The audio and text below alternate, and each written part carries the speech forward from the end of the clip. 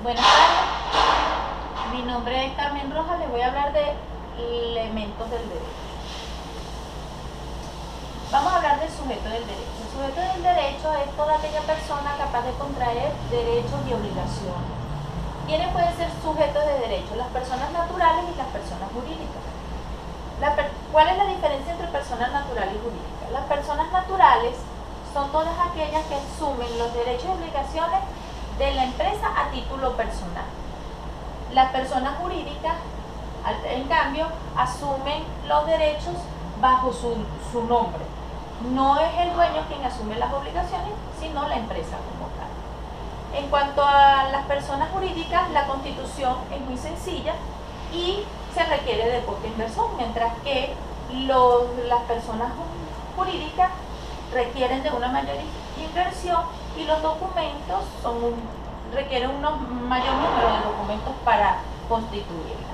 La propiedad del control y la administración de las empresas a título personal la asume el dueño, mientras que las personas jurídicas las asumen sus representantes llamados socios. Vamos a hablar ahora de las teorías de las personas colectivas. Existen teorías que afirman la capacidad que tienen o la personalidad jurídica que tienen las personas jurídicas, y también existen las negativas que niegan esa personalidad. Vamos a hablar de que la teoría de la ficción, Savigny afirma de que solo el sujeto de derecho puede ser aquella persona física, no las personas colectivas, porque no son personas, sino son figuras ideales, abstractas. También existe la teoría de los derechos sin sujeto. Ellos afirman de que las personas jurídicas pertenecen a algo y no a alguien. Son un grupo de bienes que se reúnen, que se unen.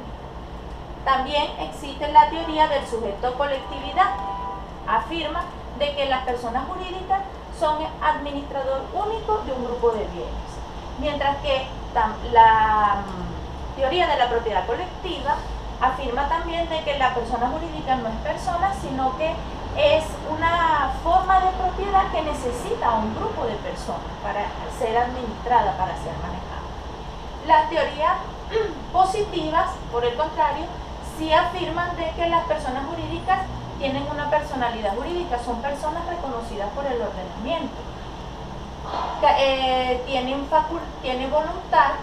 Indican de que esta teoría indica que son un grupo de individuos que unen sus voluntades y para un fin común. También está la teoría orgánica, que habla de que es un organismo que está conformado por personas, por bienes, por intereses.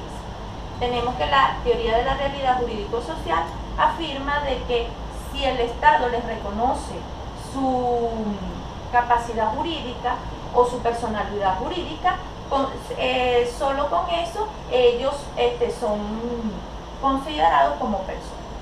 La teoría de la realidad jurídico-normativa nace de un acto jurídico, aparecen constituidas, hay un grupo de personas que manifiestan su voluntad de constituir una empresa y lo hacen por la vía jurídica. Vamos a hablar ahora del derecho subjetivo. El derecho subjetivo es la facultad que el ordenamiento jurídico le da a la persona de hacer o no ser frente a otra. Mientras que el derecho objetivo es el ordenamiento jurídico a regular la conducta humana.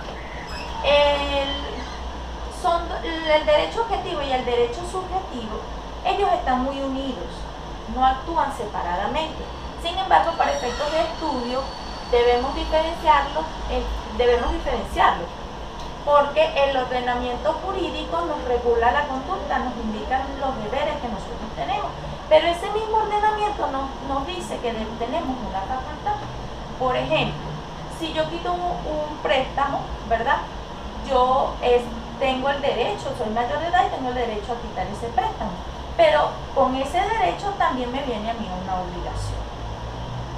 El derecho subjetivo se clasifica en derechos absolutos y relativos. Los derechos absolutos son aquellos que se pueden ejercer frente a un número de personas o ante todas las personas. Por ejemplo, los derechos sucesorales. Los derechos sucesorales yo lo puedo ejercer frente a un juez, frente a una autoridad administrativa, frente a familiares. Mientras que los derechos relativos son aquellos derechos que solo se pueden ejercer frente a un grupo pequeño de personas o frente a una sola persona. Volvemos al mismo ejemplo del préstamo.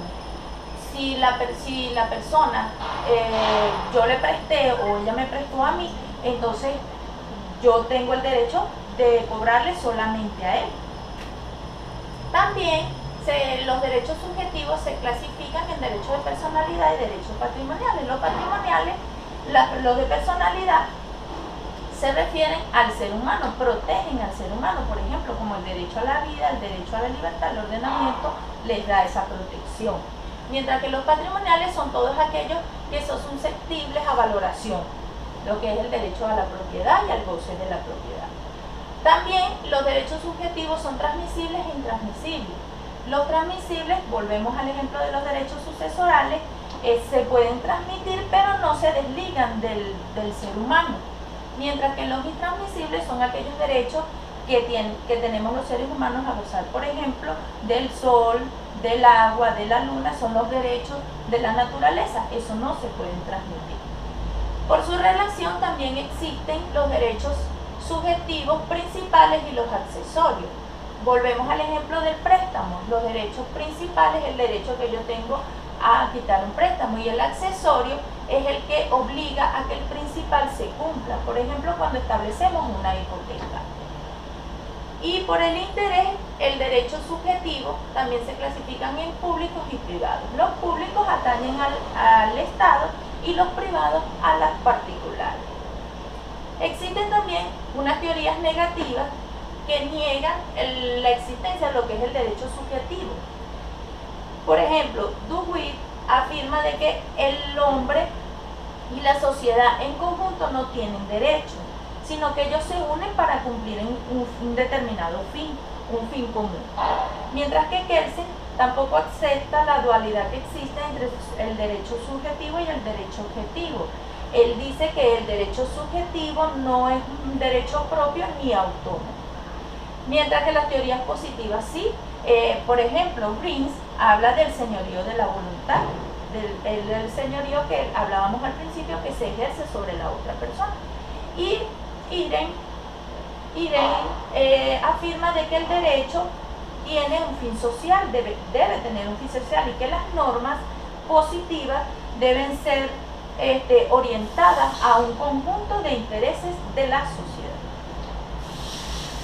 Bueno, espero que les haya gustado esta exposición. Muchas gracias.